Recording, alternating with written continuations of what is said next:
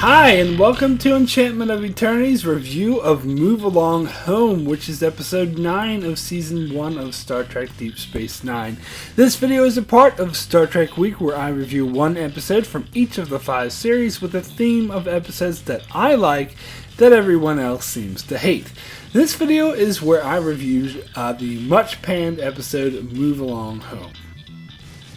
So Move Along Home is the episode where Sisko and the senior staff dress up to receive a new race from the Gamma Quadrant known as the Wadi. However, they seem less interested in diplomacy and more interested in playing games, as they immediately ask to be taken to Quark's. There, they just gamble all night, so Sisko decides to go to sleep and leave them with Quark, who is not at all happy because they are winning like crazy. So Quark decides to cheat to rig the game so they lose, and the Wadi catch him in the act and then insist that Quark play a game that they brought with them called Chula, where Quark has 4 pieces that run through different levels of the board. However, at the same time Quark starts playing, Sisko, Kira, Dax, and Bashir find themselves in a strange environment being put through a series of tests. When Odo begins to investigate the missing officers, he and Quark eventually deduce that the game is related to the officers' disappearance and that they are in fact playing the game. Quark then proceeds very carefully but can't help but lose one of the pieces, and at that same time Dr. Bashir is zapped away by a series of lights. Quark then decides to take a risky path which would take his pieces directly to the final level, but doesn't give a good roll. Meanwhile, Dax is injured while they have to navigate an unstable rocky chasm. Eventually Kira slips and falls, and all of them fall down into the abyss. But then suddenly, the 3 of them and Bashir appear in Quark's, and Quark assumes that he's won, but in fact he lost. And then they realize that they were never in any real danger in the first place, to which the Wadi respond by saying, "It's only a game." And then they decide to take their leave, but Quark chases after them, wanting to make a deal for the use of their game in his bar. So at the Las Vegas 50th anniversary convention that I mentioned before, where fans voted on the 10 worst episodes from all 5 series, this came in at number 8 as the number 8 worst episode. On IMDb, it received an average user rating of 5.9, making it the 6th lowest rated episode on the site, only beating out the episodes of Prophet and Lace, Resurrection, Meridian, The Muse, and Let He Who Is Without Sin. And to be honest, I only learned of the disdain for this episode very recently. In fact, just last week I received a comment on my top 10 Deep Space Nine episode video where I had named the 5 worst episodes in my opinion, and the comment stated that Move Along Home belonged on that list.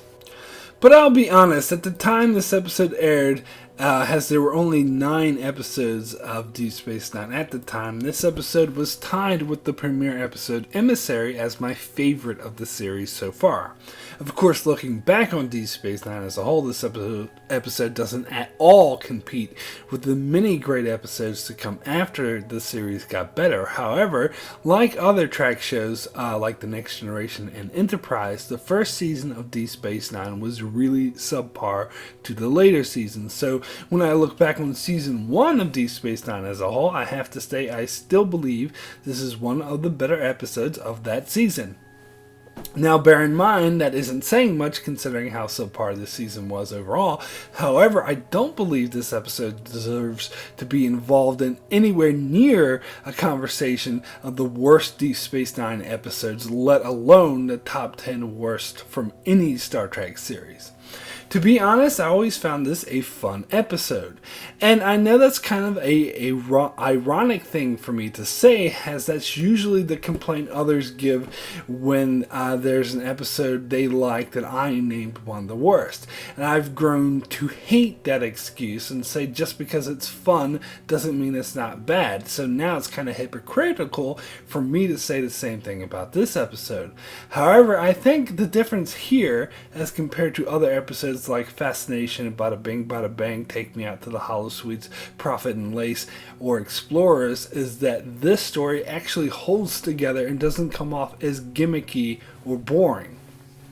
Albeit, it is a bit silly at times and has a few plot holes, but so what? To me, that's not enough to consider one of the worst episodes ever, and in my opinion, it holds up much better than a lot of other Deep Space Nine episodes. Hell, the first season alone has tons of other episodes that are much worse, like Past Prologue, A Man Alone, The Passengers, Progress, The Storyteller, and yeah, how about that god-awful piece of crap, If Wishes Were Horses? If any episode deserves to be considered the worst of the first season, it's that one, where their imagination conjures up physical beings such as O'Brien going around talking to Rumpelstiltskin. Come on! In terms of over-the-top silliness and cheese, Move Along Home has nothing on that episode. But in terms of Move Along Home itself, I thought the premise was quite interesting and executed well. It's about having a first contact with the species from the Gamma Quadrant, and all they want to do is play games. I think that's an interesting and worthwhile concept. Along the same lines has Captive Pursuit, which introduced a species that had a unique hunter-prey symbiotic relationship. In fact, I have to say, even though the later seasons are much better than this season, the one thing I think this show kind of lost was the introduction of strange and unique races from the other side of the galaxy, which has always been the heart of what Star Trek is about. And to see Sisko deal with this joke of a first contact situation was interesting indeed and allowed for some great humor. And then the plot kicks in when Quark cheats so the Wadi hold this game where the senior officers are abducted and put in danger. And this is exactly the kind of weird thing that would happen when meeting a strange culture that Star Trek does, and frankly, does best. And it worked really well here. Now, granted, if you take this episode too seriously, it feels a bit ridiculous. However, you're not meant to take it seriously, as the rest of the episode is very lighthearted in tone that allows for a lot of hilarious moments. In fact, I consider this episode for my top 10 funniest episodes of Star Trek, as it has some great moments, such as watching Avery Brooks hop around like a little kid going, "Hello, Lorraine, come with me." I'm sorry, but that was golden. Also, seeing Quark's over-the-top groveling when he thinks he has to kill one of the remaining 3 officers was bloody hilarious. That again was absolutely golden, to see him groveling on the floor yelling, "Please! Please!" And to see Follow and Odo just look at Quark and then look at each other like, what the fuck? That was one of the best comedic moments in the entire series. And another one of my favorite moments was when Odo demanded to beam over to the Wadi ship to look for Sisko, and the others. The security officer was like, "Wait a second, Odo, we just can't go beaming over to other people's ships without permission." And he was like, "Oh, I'm sorry, is that a Starfleet rule?" And the guy was just like, "Yeah." And then Odo was like, "But I'm not in Starfleet." That was just so fucking awesome, especially the way Odo said it. It was so sarcastic and over the top and just dripping with kiss my ass sarcasm. I absolutely loved it. Who cares if it doesn't actually fit with what really would have happened and Odo wouldn't actually be able to just do whatever he likes, but who gives a fuck? That was awesome!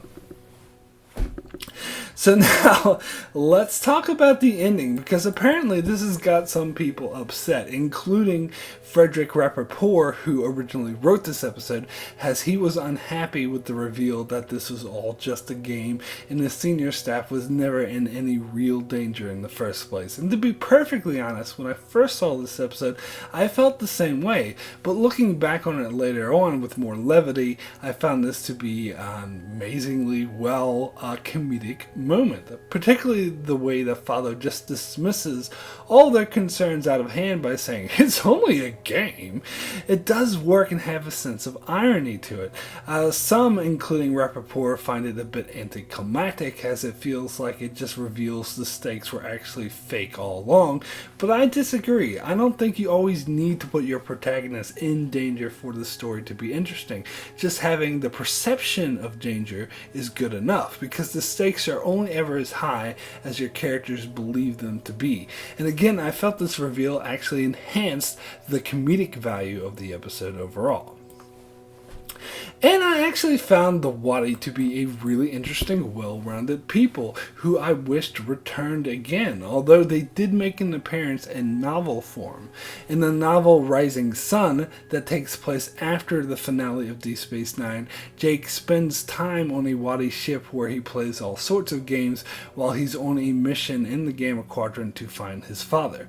I think the novel even explored the Wadi's relationship to the Dominion. So yeah, I actually miss some of the Gamma Quadrant exploration from the later seasons of Deep Space Nine. But admittedly, part of the reason this episode is perceived as one of the worst may have a lot to do with the fact that many involved with this episode weren't happy with it. I already mentioned writer Frederick Rappaport, but there's also David Carson, the director of this episode, who once stated he was very disappointed with it. And then there's Avery Brooks, who has singled out this episode as being no favorite of mine. That being said, there are others involved who are more kindly to this episode, such as Michael Piller, who was happy with the finished product and thought it worked out very well. And then there's Armin Shimmerman, who plays Quark. He even cited this as one of his favorite episodes, as he thought it was the first episode that put Quark to the test and toyed with him being a hero. However, as much as I liked this episode and thought it was a lot of fun, it doesn't deserve all of the hate that it's getting. I don't by any means consider this to be a great episode. It does have some glaring plot holes. The one that always bothered me every time I watch it is how easily Follow and the Wadi get off the hook for abducting 4 senior officers of the station, forcing them to endure stress-inducing tests while leading them to believe their lives were in danger. Now granted, their lives were never really in any danger, but abducting them in their sleep and refusing to let them go while stressing them out in a way that almost compares to torture is definitely a crime worth more than just a slap on the wrist and a few disapproving nods. I mean, Sisko's response to these blatant crimes is basically just to shake his head and go, "Oh, you." And although the ending with Quark chasing after Follow to try to acquire his games for the bar was kind of funny, it was a bit too goofy that felt like a moment from like a cheap sitcom or a cartoonish gag. It was almost a bit too choreographed. Not to mention the fact that Quark basically was trying to acquire games that abduct random people against their will, and Sisko seemed perfectly okay with this. So yeah, not what I would call believable. So my rating for Move Along Home out of 10 is a 6 good. This was a fun episode that had a lot of funny moments, and unlike many of these other sloppy attempts at humor, this one actually has a plot that holds together and is somewhat engaging and isn't just there to service the humor. And what makes it so funny is that it is consistent and true to the characters and plays off of their character traits, such as Quark's greed, Odo's rigidness, Sisko's sense of duty, Kira's no-nonsense manner, and Bashir's naivete. So this is why I hold firm that this works much better than many other subpar attempts Deep Space Nine did at comedy. Although it isn't a perfect episode, and I wouldn't dare call it one of the better episodes of the show because it is a bit too silly at times and does have a few plot holes, and at times comes off as a bit contrived and cartoony, but overall it's a fun episode. So that's it for my review of Move Along Home. Be sure to check out the rest of Star Trek Week as I continue to review episodes of Star Trek under the theme of episodes I like that everyone else seems to hate. Also be sure to check out my channel for many other Star Trek videos, as well as many other videos on shows like Game of Thrones, Vikings, and more. So be sure to subscribe so you can keep up with all of that. And thanks a lot for watching.